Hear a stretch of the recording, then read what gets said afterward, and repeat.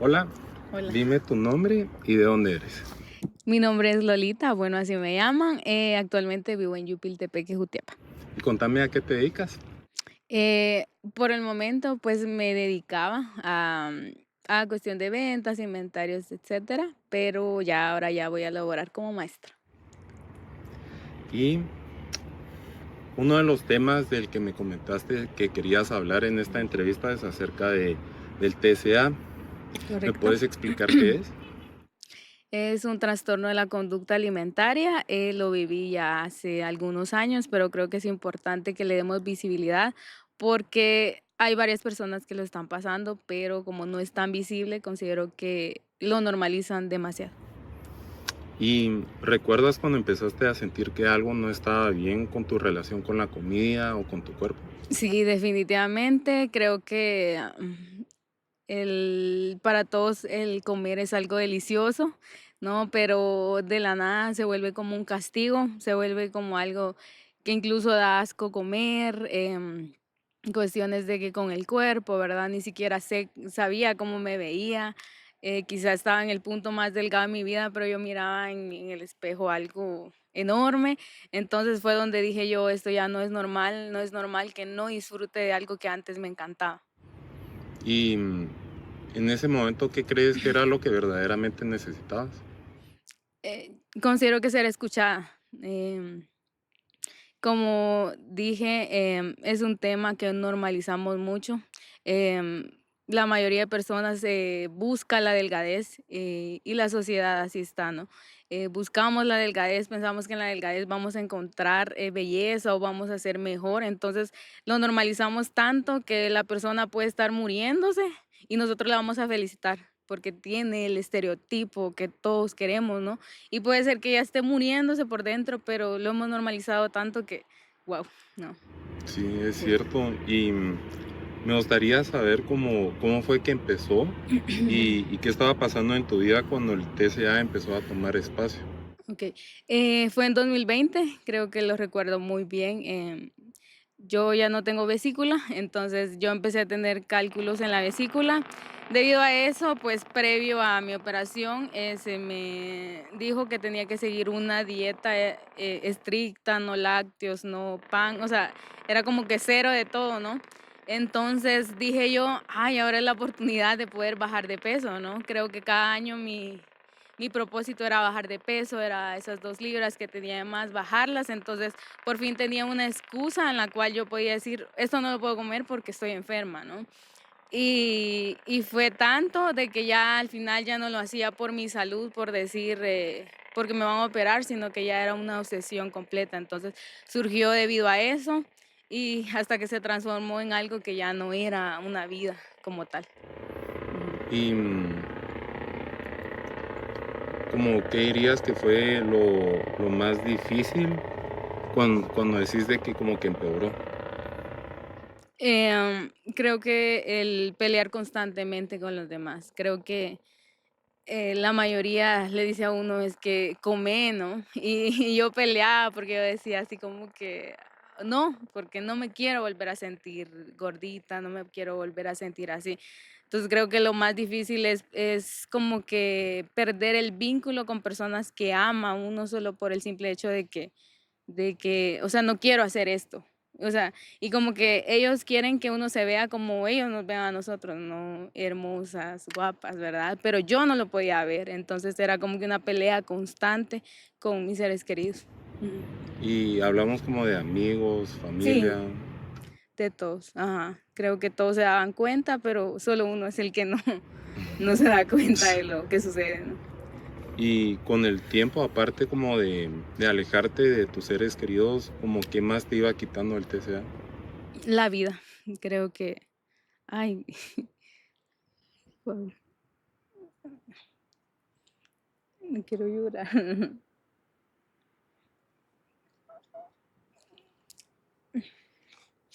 Gracias.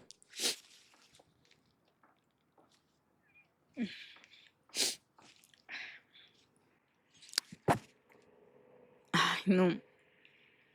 Creo que al final La vida es lo primordial, creo que al final le quita a uno la salud, uno se priva de tantas cosas, de disfrutar la vida, de poder ir, compartir con los demás, el ver cómo la salud decae, ¿no? En mi caso, yo perdí demasiado cabello, creo que hasta la fecha ni siquiera lo he podido recuperar. Y es bien difícil porque era algo con lo que, o sea, mi cuerpo solamente se estaba protegiendo, ¿no? Tuve ausencia en la menstruación durante 6 meses porque mi cuerpo ya no funcionaba como era.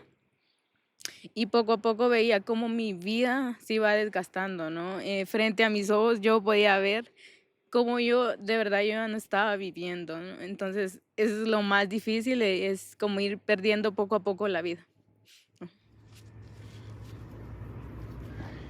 Y creo que una parte que muchos no logran entender es de que por qué a pesar de que te está generando sufrimiento, por qué seguís manteniendo como que esa actitud y esa mentalidad. ¿Y cómo Sí. nos podrías explicar esa parte también? Ujú. La verdad que es bien difícil y hasta la fecha como que no logro comprender del todo, porque yo podía ver cómo mi salud decaía. Sin embargo, creo que lo que a uno le pasa pues queda muy marcado en la vida de uno. Yo desde pequeña pues sufrí problemas con mi físico, con el cuerpo, con todo. Entonces era como que yo decía, si paro, o sea, si como que empiezo a comer de nuevo, volver a estar como estaba antes. Y yo no quiero volver a sentirme fea, no quiero volver a sentirme gordita, no quiero volver a sentirme así porque yo le tenía miedo al rechazo, ¿no? Entonces era como que sé que estoy enferma, lo sabía, lo podía ver, me lo decían, pero era esa parte de que no quiero volver a ser lo que era antes. ¿Y crees, crees que hay como problemas en nuestra cultura que llevan a esas situaciones? Definitivamente, creo, como lo mencionaba, la sociedad nos impone pues un estereotipo de cuerpo y aspiramos a la delgadez como un premio, como lo mejor que nos puede pasar. Entonces, la sociedad pues es muy cruel, ¿no? Eh, y considero que es lo que lo lleva a uno. Las personas también a veces suelen ser crueles, ¿verdad? Y eso es lo que nos lleva, ¿verdad? El buscar la aceptación completa de los demás, pero en esa búsqueda de aceptación nos perdemos a nosotros mismos por querer complacer a los demás. Sí. ¿Y durante ese tiempo buscaste o intentaste buscar ayuda? Sí, busqué por todos lados, ¿no? Yo, a pesar de todo, llegó un punto en donde dije, ya no puedo estar así, ya es demasiado, ya mi cuerpo ya no puede, ya estoy al límite, ya no. Busqué bastante ayuda. Sí me aceptaron en una fundación para trastornos alimenticios, pero de ahí me rechazaron por muchas cuestiones. De ahí dije yo, si no me ayuda nadie, está Dios, ¿no? Y voy a salir adelante sola. Mi familia fue el principal apoyo, ¿no? Creo que si no hubiera sido por ellos, quizá no estuviera aquí, no hubiera pasado otra cuestión, pero sí busqué mucho ayuda. Luego de eso, pues me centré más que todo en buscar información, en autoeducarme, ¿no? Buscaba cuentas en Instagram de recuperación, en TikTok, yo buscaba por todos lados, tal vez pensando en encontrar alguna esperanza. Y poco a poco salí adelante, fue hasta 2022 que yo ya pude tener como que una intervención ya psicológica. Lastimosamente no fue como yo creía, entonces sí, creo que en vez de mejorar, tal vez alimentó un poco esto, ¿no? El trastorno y volver a como que recordar de, o sea, sí, la delgadez es lo que yo aspiraba, ¿no? ¿Y de qué forma crees que como la intervención psicológica terminó empeorando la situación? Yo creo que desde la primera impresión fue algo bien raro porque solo asistí a la primera sesión porque yo dije aquí no es. A pesar de que yo estaba mal, por así decirlo, yo era consciente de qué era lo que yo necesitaba. Em, Recuerdo que yo llegué y le dije, y me preguntó, ¿no? Lo de rutina, de todo, que por qué venía. Y yo le dije, tengo un problema con la comida, no puedo comer bien, siempre veo como que es blanco o negro, pero nunca encuentro un gris, ¿no? Como que lo hago bien o lo hago mal, ¿no? Y me acuerdo que me dijo: "Ay, pero no estás gordita, si mucho sos talla M". Y yo así como que, o sea que yo lo que imaginé fue, o sea, que si soy talla L, para ella estoy mal, ¿no? Para ella no buscaba como que sanar o sea, lo de adentro, por así decirlo, sino que a ella le importaba mucho el físico, ¿no? Entonces dije yo, aquí no es, no puedo estar con alguien que considera que una persona tal vez gordita no es válido su dolor, no es válido su sentimiento. Entonces decidí ya no asistir y dije, ¿por qué? ¿Por qué? ¿Va? Entonces dije yo, y me di cuenta de la responsabilidad que tenemos como psicólogos, el poder ser empáticos y cuando tal vez no comprendemos un problema, mejor no empeorarlo. Podía referirme con alguien más y pensaba que no estaba apta para el trastorno y así fue.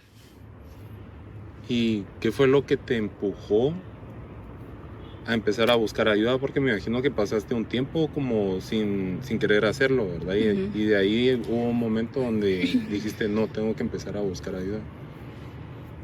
Fue el como que encontrarle sentido nuevamente a mi vida, el decir: ya no puedo vivir así". La verdad que es una lucha constante con la mente, creo que muchas veces, la mayoría es que solo come ya, pero no es solo comer y ya, es una batalla con la mente, es una lucha constante. Yo no dormía, recuerdo que tenía un insomnio horrible, yo decía: "¿Y si mañana me invitan a comer?". Y yo decía: "¿Qué voy a comer si yo no quiero comer?". Entonces era tal vez en la noche estar contando calorías, incluso, o sea, mi mente no descansaba, entonces dije yo: "Ya no puedo seguir así, necesito recuperarme". Uno de los deseos más grandes para mí era ser mamá, bueno, es entonces dije yo: "Si no tengo la menstruación, o sea, definitivamente".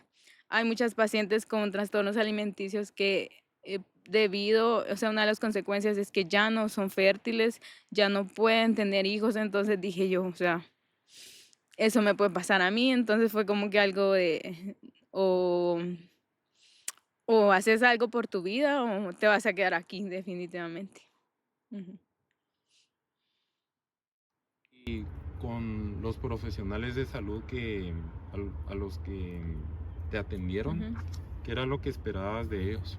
Empatía, creo que eso era y considero que comprensión, ¿no? Empatía, comprensión, el que vieran más allá de lo que yo era físicamente, ¿no?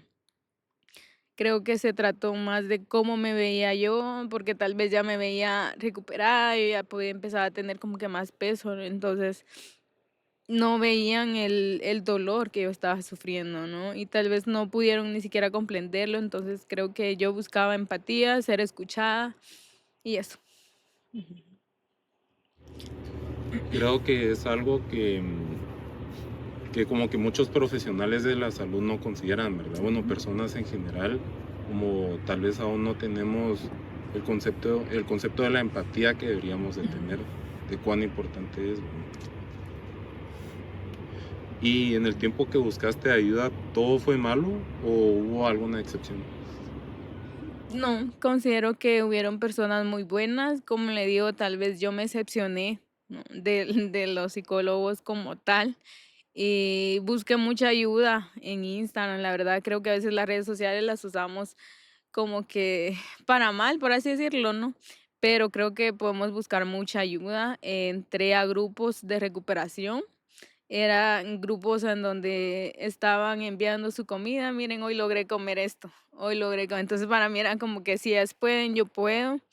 Encontré muchas cuentas con profesionales que a pesar de que uno tal vez no les estaba pagando, ellas estaban dispuestas a escucharlas, a escucharnos y a todo. Entonces yo dije, o sea, sí existen personas que pueden ayudar.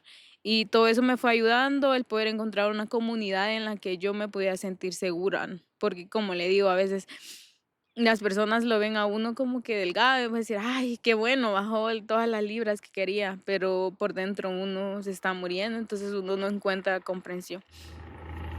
Y ya me mencionaste una Ujú. razón, pero me gustaría escuchar más acerca de lo que te motivaba a seguir adelante, aun cuando se sentía imposible.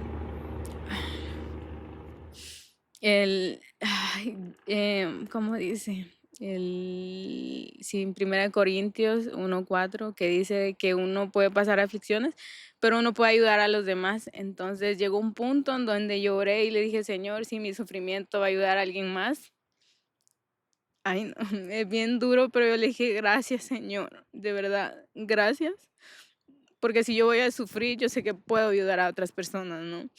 Y creo que eso fue lo que me motivó. Yo dije: "De verdad necesito salir de aquí", porque yo sé que hay mucha gente que está sufriendo y no puede ser escuchada, no puede ser escuchada, no, o sea, de verdad le está pasando mal y simplemente las demás personas no las ayudan. Entonces dije yo: "Si no hay nadie más en este mundo que pueda ayudar, yo voy a ser esa persona que pueda ayudar". Entonces creo que eso fue algo que me impactó mucho. Yo dije: "De verdad, Señor, si tú haces esto es por un propósito". Entonces, el que a través de la herida encontrar un propósito, creo que fue, necesito salir adelante.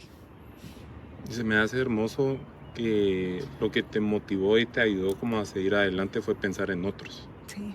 o sea, no solo en ti. Y también cuando hablamos de grabar esta entrevista, se me hizo muy interesante que usaras la palabra sobrevivir. ¿Y para ti qué significa sobrevivir hoy? Guau. Sí, ay, qué palabra, ¿no? Sí, yo cuando hablaba de sobrevivir fue porque de verdad yo estaba en modo supervivencia. Mi cuerpo ya no daba, ya nada. Entonces dije yo: Si sobreviví a esto, puedo superar muchas cosas". Entonces, sobrevivir ahora ya no es tan duro, ¿no? Antes era bastante duro levantarme de mi cama. El poder enfrentar la vida diaria era difícil, era una cuestión de que yo ya no podía.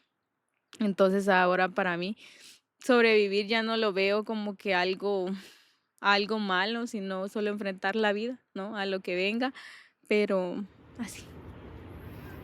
Y pregunto esto como para que profesionales de la salud, personas y para que Ujú. los que estén pasando por esto se sientan identificados, ¿nos puedes decir cómo se siente, o sea, un día a día, como de contener un TCA? O sea, desde que te Ajá. despertás hasta que te dormís.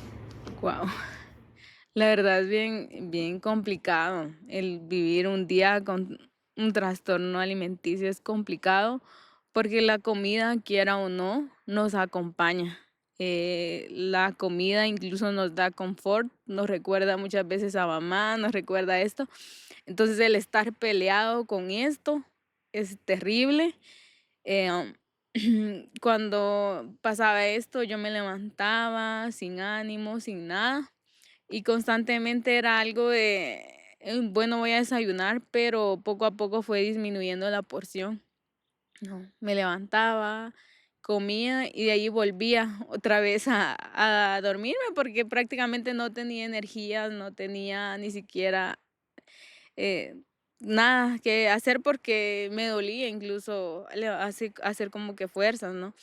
Yo luego ya llegaba como que la hora de almuerzo era otra lucha constante. Yo era como que no quiero que llegue la hora de comer porque sé que mis pensamientos van a salir más a flote. Mis pensamientos van a estar peor, mi cabeza va a estar inundada de muchas cosas. Algo que me pasó a mí era de que hacía muchísimo ejercicio, pero un ejercicio de que si fallaba era como que me culpaba a mí misma. Si fallaba, por ejemplo, hoy, mañana tenía que ser el doble. Y así, entonces era algo de lo que no podía salir, no salía a ningún lado, porque decía yo, no puedo saltarme mi rutina de ejercicio, ¿no? Entonces, era una batalla y era de día a día y cada hora. Entonces recuerdo que también algo que me sucedía mucho es que yo ya no, como que no refaccionaba, por lo general nosotros acostumbramos a refaccionar, era de que, me voy a tomar un café porque esto no tiene calorías. Entonces uno llega a ya no disfrutar la comida, entonces es bastante duro, pero creo que lo más difícil es cuando llega la noche. Bueno, para mí fue así. Cuando llegaba la noche era como que pensar en qué voy a comer mañana. Era un miedo constante que si comía mañana iba a engordar, o por ejemplo, también si comía algo en el día, en la noche era recordarme y culparme por lo que yo había comido. Por ejemplo, si me comía una manzana extra, era como que, ¿por qué te comiste esa manzana? ¿Por qué lo hiciste? Entonces, la noche era tan larga y se me hacía eterna, entonces creo que, como le digo, ya no era vida, ya es realmente difícil pasar por esto, pero sí, básicamente era así. ¿Y hubo una persona, momento de decisión que marcó un antes y un después de cuando las cosas empezaron a mejorar? Sí, yo creo que siempre fue mi familia, tal vez no hubo solo una persona, creo que mi familia fue algo fundamental para esto. Creo que no todas las familias están preparadas para enfrentar esto. Em, en las familias muchas veces se dan abusos, ¿verdad? Psicológicos, ¿no? Cuando lo ven, tal vez no lo han visto a uno, ya días como que, ay, engordaste. Ay, entonces decimos comentarios que inconscientemente dañan a otra persona. Entonces, qué bueno encontrar el alivio en la familia, el poder saber de que tenía al lado a alguien que me apoyaba. Quizá les costó comprenderlo como tal, pero cuando ellos ya los comprendieron fueron más que todo las fuerzas para seguir. Ujú. ¿Y crees que a lo largo de este proceso pudiste como aprender a salir adelante poco a poco o fue todo de un solo?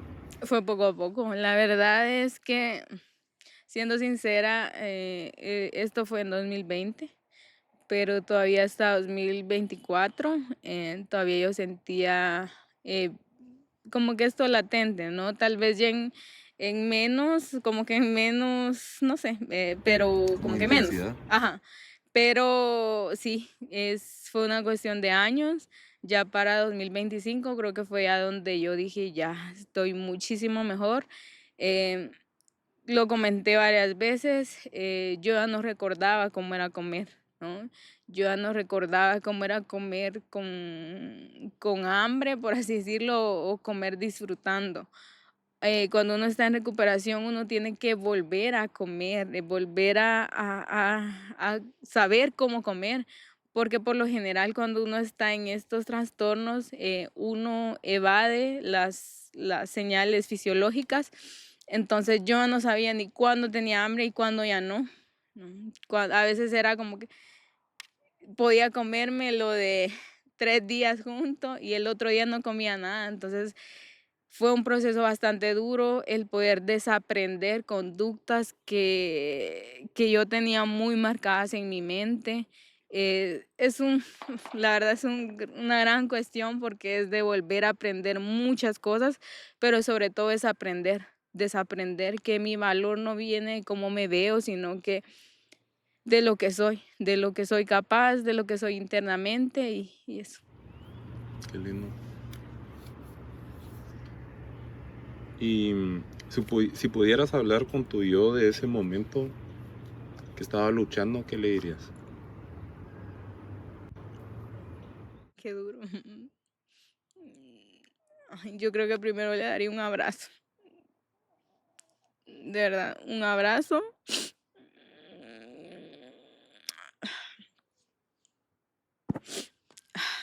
Primero un abrazo, decirle de que todo va a estar bien, eh, de que no se acaba el mundo porque subí una libra de más. No se va a acabar el mundo porque a tal persona no le guste, porque tal vez las personas me ven mal, no se acaba el mundo. Creo que algo que tenía muy latente yo era como que la validación de los demás. Entonces, entonces como que decirle de que no importa, que importa lo que Dios dice de mí, ¿no? De lo que soy yo, porque al final del día no me van a recordar por cómo me veía, sino por lo que yo era, por lo que yo podía dar al mundo. Gracias. Y seguramente habrá muchos profesionales de salud que van a estar escuchando y viendo esto. ¿Qué mensaje te gustaría darles?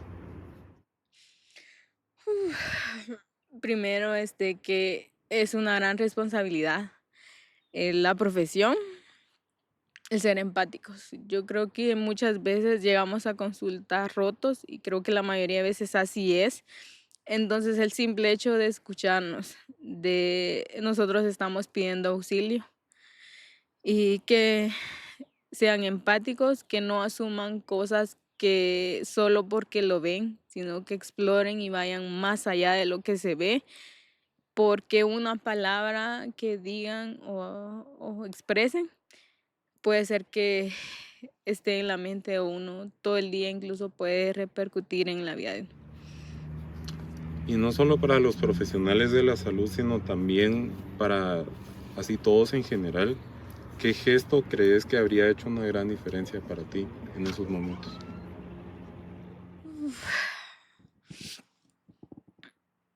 El no asumir nada de nadie. Creo que tal vez lo he mencionado mucho, pero creo que estamos tan acostumbrados a felicitar a alguien porque bajó de peso, pero no sabemos la razón ni el por qué lo ha hecho.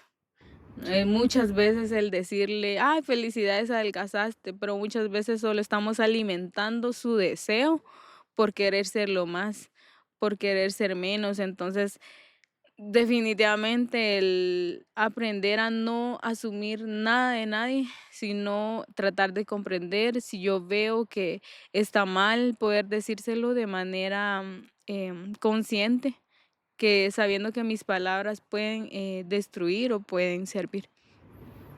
Y creo que todos estamos muy acostumbrados a asumir y no estamos conscientes de qué tanto puede lastimar. ¿Nos podrías como dar ejemplos de qué se puede hacer en vez de asumir? Ay, wow, que no me había cuestionado. Yo creo que más que todo abrazar, ¿no? El abrazar a los demás. A veces creo que uno no quiere ni siquiera decir nada, ¿no? A veces solo necesita el sentir que lo aman a uno. Algo que fue muy, que yo escuché y que siempre lo tengo en mente es que no hay que decir algo que no se pueda cambiar en 3 segundos, ¿no? Porque, por ejemplo, el decir, mira, se te corrió el labial, o sea, eso lo puedo cambiar, me puedo limpiar, pero el decir, mira, ay, qué gorda estás, no lo voy a poder cambiar ya. Entonces, esto puede generar pues un caos en la mente de uno. Entonces, el poder ser conscientes de lo que estamos diciendo, creo que a veces vamos por la vida diciendo lo que sea, Sí. pero el ser más conscientes, ¿no? En vez de asumir, poder abrazar todo lo que la persona tenga y si nosotros vemos tal vez una señal de ayuda, pues ayudarlo y no destruirlo más, ¿verdad? El poder decirlo con palabras buenas, por así Sí, decirlo. como ser más cuidadosos, Ajá, como decís, con más lo empáticos. ¿Y crees que ayudaría también como que alguien pregunte, o sea, si veo a esta persona y veo que está pasando por cambios y todo, como preguntarle, hey, ¿estás bien? correcto. Sí, definitivamente. A veces el estar bien lo subestimamos. Realmente es Wow. como que es algo tan poderoso porque el poder decir estar bien puede ayudarnos a un montón y considero que es importante que veamos más allá de lo que nosotros o nuestras palabras pueden decir. Ujú. ¿Y qué te gustaría decirle a todos los que ven este video? Ay, es lo último. O falta. Ya Ah, vamos por el último. lo apunté. Por lo general, cuando estoy así, se me olvida todo. Entonces lo apunté, ¿no? Uf, es bastante larga. Eh, Primero quiero empezar diciendo de algo de que no, cuando hablamos de recuperación de un TCA, casi nadie nos lo dice, pero nadie se recupera solo volviendo a comer. Comer es súper necesario, pero la recuperación real empieza cuando cuestionamos la idea de lo que nos enfermó. Esa mentira de que la delgadez nos va a dar felicidad, valor o amor. Yo también creí que siendo más pequeña iba a estar en paz, que bajando de peso iba a dejar de doler. Y la verdad es que mientras más me alejaba de mi cuerpo, más me perdía a mí. La recuperación no es solo volver a sentarte frente a un plato, sino es desaprender que el problema no es el cuerpo. El problema es el estigma. Al final, es súper importante romper con el estigma de que vales más mientras menos ocupas espacio. Es entender que ningún número, ninguna talla y ningún espejo pueden definir nuestra dignidad. Actualmente subo cerros y no lo digo por lo físico, sino por lo simbólico y lo que representa en mí. Subir montañas me recordó algo que el trastorno me quitó, que mi cuerpo no es un enemigo, es un compañero, un cuerpo que me sostiene, que me lleva y que me permite llegar a lugares que antes ni siquiera imaginaba. Y ahora estoy aquí. Hay una frase que escuché de Latin Mafia que dice: hay que encontrar lo bonito en no sentirte cómodo donde estás, porque puede ser que ese lugar incómodo puede ser el punto de partida para mejorar. No sentirte bien en donde estás no me hace débil, sino que nos hace conscientes, porque sabemos que ya, que ya es donde no quiero quedarme. Y ahí empieza el cambio. Ya lo dije, pero lo vuelvo a repetir, que en 2 Corintios 1:4, que Dios nos consuele en todas nuestras tribulaciones para que podamos consolar a los demás. Lo que un día me rompió, hoy se transforma en esperanza para otros. Mi dolor no fue en vano, mi proceso no fue en silencio y mi historia no termina en la herida, sino en el propósito. Hoy no hablo desde la perfección, sino desde una recuperación real, en la que no fue lineal. A veces tiembla, a veces tengo miedo, pero ya no me rindo. Si alguien que escucha esto está luchando, quiero que sepa esto. No estás mal por no sentirte bien, no estás fallando por incomodarte y no estás solo. La recuperación no es volver a ser quien eras, sino es convertirnos en alguien más libre. Y eso, aunque duela, siempre vale la pena. Y última pregunta para terminar. Sí. ¿Hoy qué te da sentido?